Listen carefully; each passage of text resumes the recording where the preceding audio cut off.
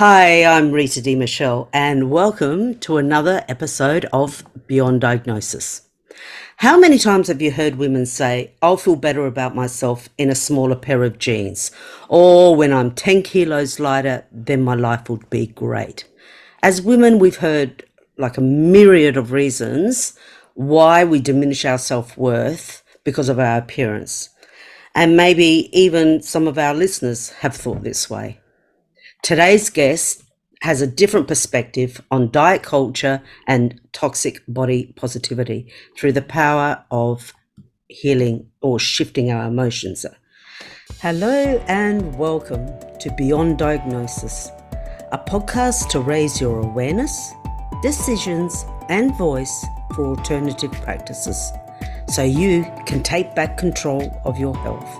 I'm Rita De Michele, your host, a mindset and empowerment coach, and the founder of the ONUS platform. Join me each week so you can create the health of your dreams. Laine Allen is a certified global EFT practitioner and body acceptance coach. Her mission is to support and liberate women to unsubscribe from diet culture through the somatic healing of emotional freedom techniques and coaching, allowing women to reclaim their bodies exactly as they are. Laine, thank you so much for coming on the show. Thank you for having me, Rita. I'm so excited to be here and have this conversation with you. Yeah, it's such, this is definitely a hot topic. It's a hot Mm. topic and it's a really important one for women who are struggling with body image. And we know that that is a lot of women Hmm. because of the way society, the societal pressures of how we're meant to look, how we're meant to feel about ourselves, how we're meant to talk, move, stand. It's too much. It's just too much. So, Lainey, could you just tell us a little bit about yourself and what inspired you to get into this work? Oh, I'd love to. So I am Laine Allen. I'm an advanced emotional EFT practitioner and I'm a body acceptance coach as well.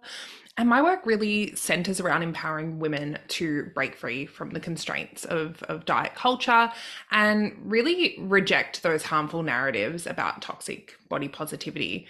And for me personally, I've experienced it, and I'm sure a lot of your listeners have also seen firsthand the struggles that a lot of women go through trying to shrink themselves into society's very narrow definition of beauty. And Absolutely. yeah, I think that women blame themselves when they can't meet these unrealistic expectations, and they don't actually realize that there's actually large scale systems that are in place that profit off our insecurities. And I believe that every single woman deserves to feel comfortable and confident in the skin they're in, no matter what age they are as well. And that's why I'm really dedicated to shining a light onto these systems and helping women recognize that they are being manipulated. And I really Yeah, want to guide them on a journey towards self acceptance and liberation. that's fantastic. It is incredibly important. Mm. So, you say that you're an EFT, an emotional freedom technique Yeah. practitioner, and is that the type of work, obviously, that you're doing to help people shift their emotions? So, can you just explain or move a little bit into that, what you do and how you bring a woman who's, say, very stuck in that culture, Hmm.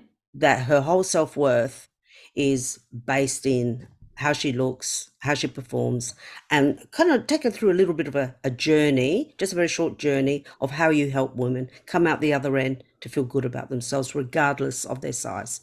Yeah, definitely. So, EFT is one of the modalities that I recommend, and one of the ones that I certainly use alongside just general coaching practices. So, EFT stands for Emotional Freedom Techniques, or it's also known as tapping. So, if you hear me use those words, they're interchangeable, they mean the same Mm, thing. And exactly. essentially, it's an alternative treatment to physical pain and emotional distress. And the best way that I can describe EFT is, you're on a road trip and you've come to this beautiful spot and you pull the car over and you get out and you're just like, wow, this is incredibly peaceful and it's a beautiful spot. And that's what we can achieve when we practice EFT. So if you can imagine that your body is the landscape of this road trip that we're on, right? And there are these highways that are just running through your body, and they're also known as your meridians or your energy system. And when we start to feel stressed or anxious, or we have really negative or limiting self-beliefs about ourselves, it's kind of like that there's a traffic jam on this highway. And what EFT does is it helps clear that traffic. So by gently tapping on specific points on your body, what you're doing is you're sending signals straight to the traffic control center, so your amygdala, so part of the brain that controls that stress response. And what you're doing is you're saying, hey, it's all good, we're safe, we're going to clear this traffic so this energy can flow. And what this action does is it really soothes the flight, fight, freeze, or fawn response that we're having when we're stressed. Now, when we're talking whilst doing the EFT, you can imagine being on a road trip with like a girlfriend or whatever. You guys aren't going to sit in silence on that road trip. You're going to be talking, you're going to be laughing. Maybe, you're singing along to a little bit of Spice Girls or whatever's your jam. And what you're doing whilst you're speaking is that during EFT, when you're talking, you're actually allowing that expression and you're allowing that release of your feelings, helping us change how we react to certain problems. So EFT really aims to restore the body's energy system, so that the next time that we're dwelling about past events or worrying about the future or having negative self-beliefs about ourselves, the intensity around those feelings has hopefully decreased, and the action that you take is less reactive and more neutral. Fantastic explanation. And one of the things is with talk therapy, like so many women subscribe to the collective delusion that we're seen if we're slim in society, and we become invisible if we don't meet the societal parameters of feminine beauty. Then we judge our appearance, then we don't accept ourselves, and then we go down the whole shame path where we literally shame ourselves for not being what society thinks we should be. Absolutely.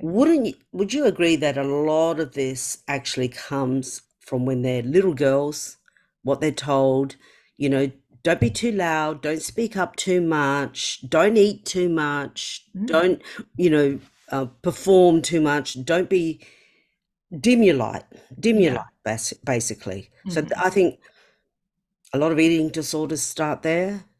A lot of shame and non-acceptance starts there.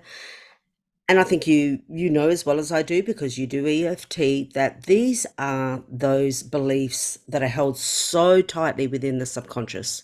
Yeah. Can you tell our listeners how you access, you just have, but these beliefs are more in our subconscious than what they are in our conscious?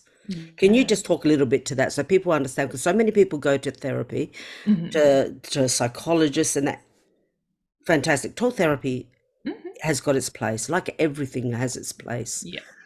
But we kind of understand that just talking about it, etc., doesn't necessarily move the needle of where you want to go. No. So it's absolutely. that held belief in the subconscious, which is really what 95% of our everyday thinking. Can One you? of the Please. One of the examples that I got taught whilst I was studying EFT, which I think a lot of people can relate to and understand and appreciate, is that if you imagine a table, right?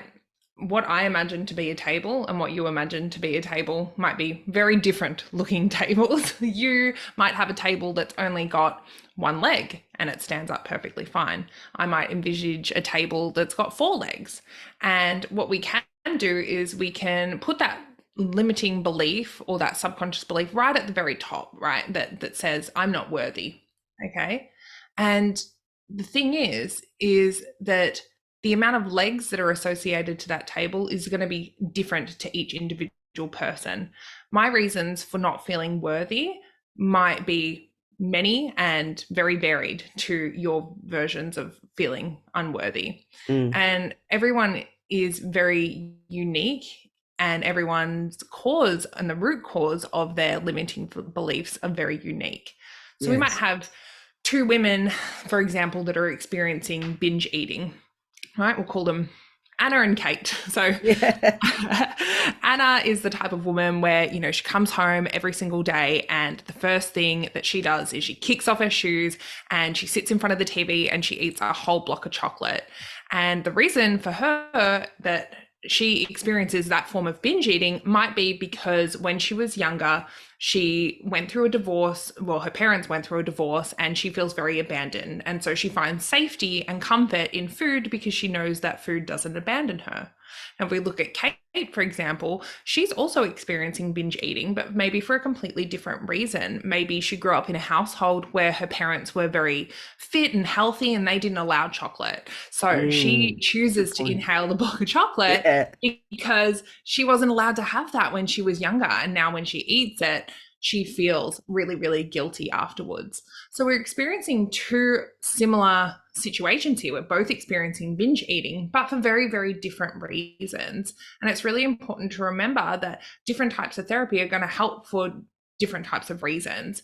And the process with EFT is to look at those table legs and be like, okay, right, for Anna, one of those table legs is that she felt abandoned, right?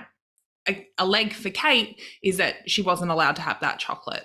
So everyone has different amounts of legs on their tables that hold up that limiting belief for themselves. But the thing is that we can connect through the shared emotions, right? We've all experienced shame or guilt or sadness or happiness and joy, but just in various different ways.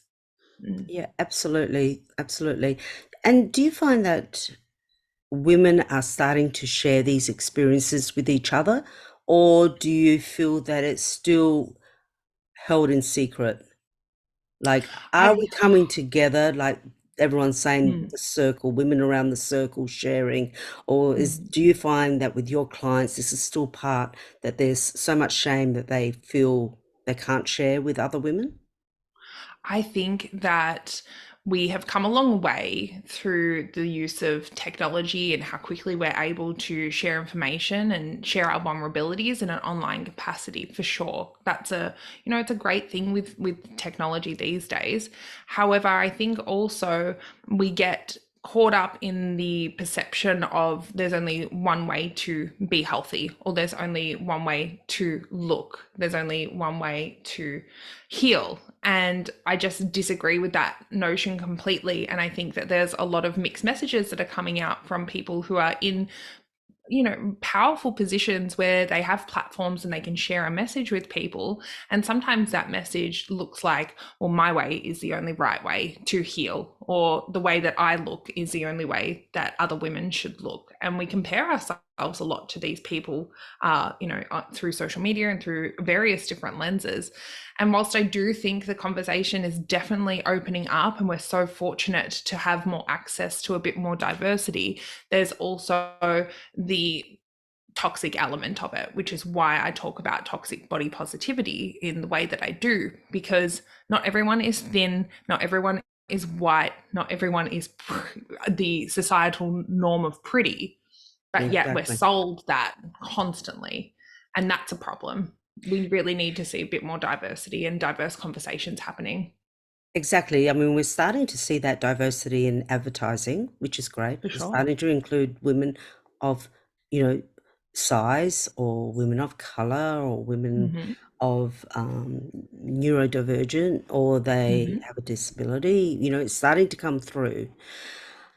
So my question is, when someone's seeing a psychologist and they're not getting the results that they want, Mm-hmm.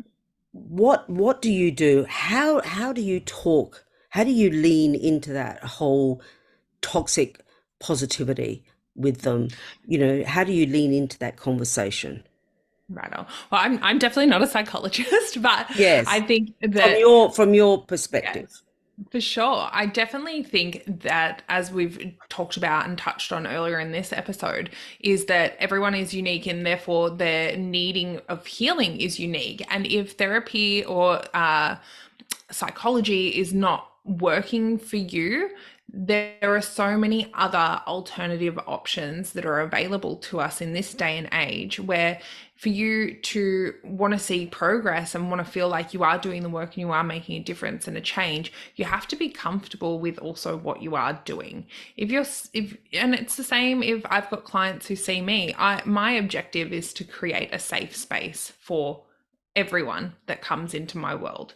It's up to them how far they want to go into their stories or what they want to share with me. And it's not my responsibility to force anything out of them that they don't want to share. I think that there's always a time and a place. And when you're ready to start that healing journey, it'll come naturally for you.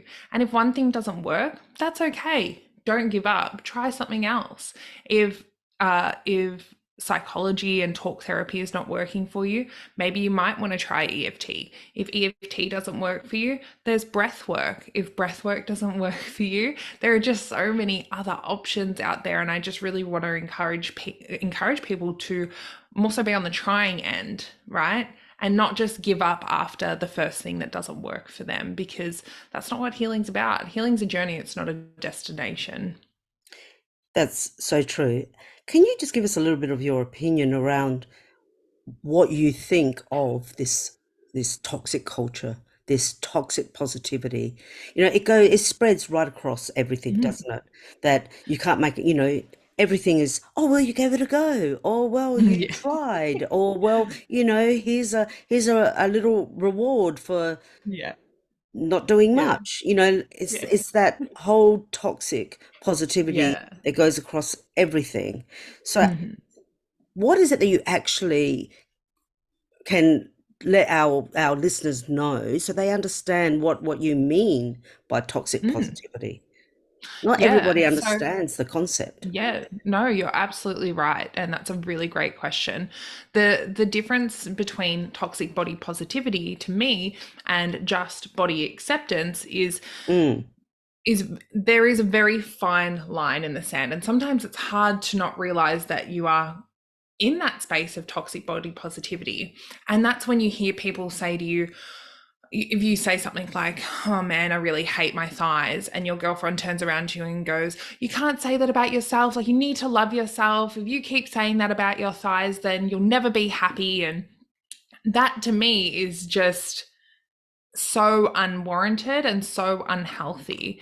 And, I know that it kind of seems a little bit controversial. I just want to clarify that not all body positivity messaging is toxic. I just think that we've taken it away from its original meaning, which was wanting to see more diversity in the media. And we have really washed it with messaging about we need to be positive all the time, and we need to love our bodies all the time, and we need to show them off to the world all the time. And Yes. the biggest issue that I have with body positivity in the toxic sense is that I think that it really invalidates our experiences as mid-size, large, fat, plus size people when we experience and express our frustrations or our fears or our challenges that are related to our body.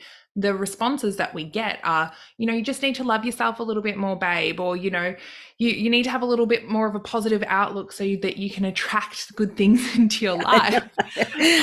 It you doesn't know work like that. Oh God. And that's, I understand that they're so well intentioned. Like, these people, they love you, and but what they're doing without realizing is they're actually dismissing your experience, right? It's like when you're having the worst day in the world and you're walking down the street and the bloke, cat calls you from the car window and he's like, hey honey, just smile. And it's just like, shut up, you big jerk. you know, It's definitely it diminishing is. your feelings, Mm. diminishing how you feel at that time. Yeah. The other Yeah. point, another question, which whether you want to answer this one or not, Mm. is the body positivity where people go, okay, this person may be morbidly obese or maybe very obese. Not necessarily, we are talking about women here, but it's not necessarily just to women. Mhm. And a lot of people with the body positivity, which I find can be a little bit toxic, is Mhm. leave them alone. They're fine. They're perfectly well, like they're okay like that, Yeah. which you can be. Mhm. And then you have the other side of the people saying, that is super unhealthy. You are predisposing yourself to a myriad of diseases, heart attacks, stroke, all the rest of it. What do you say about that? Do you have that in your, do you have people coming to you like that who feel a little confused? Like on one side, everyone's saying, I'm okay to be the way I am. Hmm. And then you've got the other side saying, well, you're going down the path of a very short life. Mm. Oh, look, I have experienced that myself as someone who has always lived in a larger body. I have always been of the notion that I need to get smaller so that I can be healthier. And when I was at my smallest weight, which was probably in my early 20s, that was probably the most unhealthy I'd ever been in my whole entire life. I was drinking a lot, I was working ridiculous hours in hospitality, partying almost every other night, smoking, just had really unhealthy behaviors. And that's when, from the perception of the outside world, that I looked my best. And in reality, I was at my absolute lowest. Mm, Now I'm the heaviest I've ever been, but I'm also the healthiest and happiest I've ever been. And I understand where people are coming from in terms of, oh my gosh, like you can't expect people that are overweight or obese. If you dislike using that word, I apologize. But I understand that notion. And what I really encourage people to do is look into Size Inclusive Health Australia, which was formerly known as the Hayes Method, which is health at every size. And it really sheds a light on the fact that people who are in larger bodies aren't necessarily unhealthy. And again, it comes through that that's so true. lens. Yeah, it So comes true. through that lens of society telling you that all fat people are fat, lazy, unhealthy, and, shouldn't be in society looking the way that they do. And that is just so unwarranted and so unnecessary. It is. It's a delusion, really. It is. I have some friends where she's considerably bigger Mm-hmm. and the husband is as thin as anything. She's Mm-hmm. as healthy as Yeah. healthy as an ox, basically. Yeah. And he has a myriad of health problems. Yeah. And Yeah. I think a lot of people have that delusion that if I'm Mm-hmm. thin, I'm healthy. Yeah. And that's just not the case. It's No. absolutely not the case. There's so many other things that contribute to ill health. Yeah. Yeah, Absolutely. And your physical health is only one dimension of wellness. that's There's so yeah. many other things that contribute to a person, uh, to a person's overall health and wealth and well-being. Absolutely. That's what I find about this whole notion of subscribing to how thin can I possibly be Mm, also diminishes the fact that we're multi-dimensional people. We have so absolutely. much more to offer. We have vibrancy, we have intelligence, we have artistic value, Mhm, we have mhm, so many other things. We have wisdom, yeah. and we want to diminish that and put it all down into one little box called Yeah. sleep.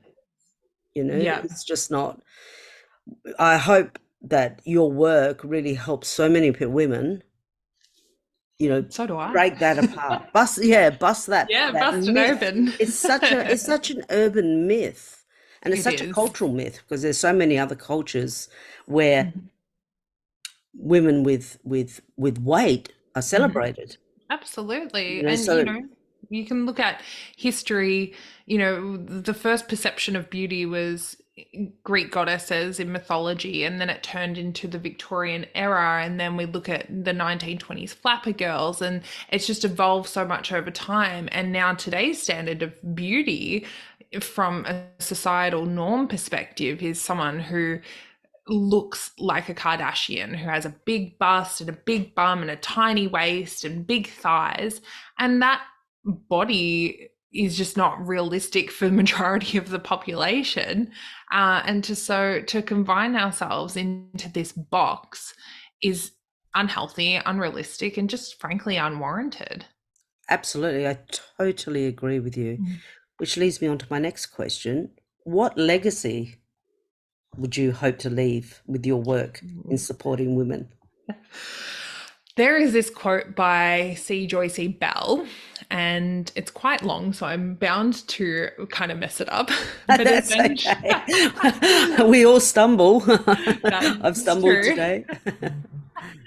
But the quote that was by C. Joyce Bell is something along the lines of when women can understand their worth and their beauty outside of the way that they look, society Mm, will just be so much more better off. And I'm definitely paraphrasing that quote, but I just want to be able to leave a legacy that allows women to be comfortable in the skin that they're in. And that sounds so much easier than the work that is done is behind it, which is a lot of work.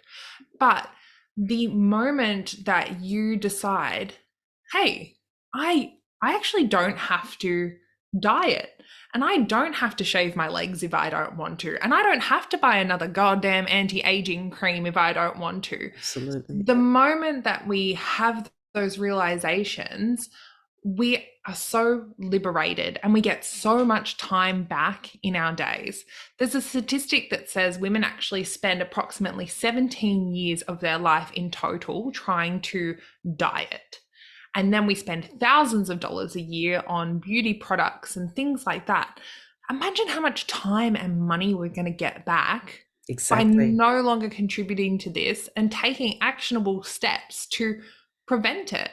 But we have been conditioned for so damn long to contribute to these things. And it's a vicious cycle. So, this is why I really love EFT in the sense of, right, well, maybe the next time I walk by a mirror, maybe I won't go, oh, gross. Maybe I still will, but at least I can recognize it and go, hey, that's not a nice thought about myself. My body is my home, and I've got to be a little bit more nicer to it. Right. So, shifting that needle a little bit and just day by day, habit by habit, changing the narrative, changing the actionable Yeah, steps that you are taking so that you can create a better ideology of beauty for your daughters or your sisters or your nieces or your best friend or even your mum. absolutely. Well Mm-hmm. put. Absolutely. For our listeners, what are just three simple things you could advise today to start prioritizing self-worth over image? Just three Oh, things. They're at home, they've heard this, they're just thinking, okay, what are three things that I can just do yeah, daily to get that is myself going? Yeah, that is fantastic. I mean, EFT is definitely one of them because EFT is something that you can do at home. It's something that you can do on yourself, and you don't need to pay for it. If you want to go down that avenue of just in giving it a go, there are tons of free videos that are out on YouTube that are just 5 minutes long.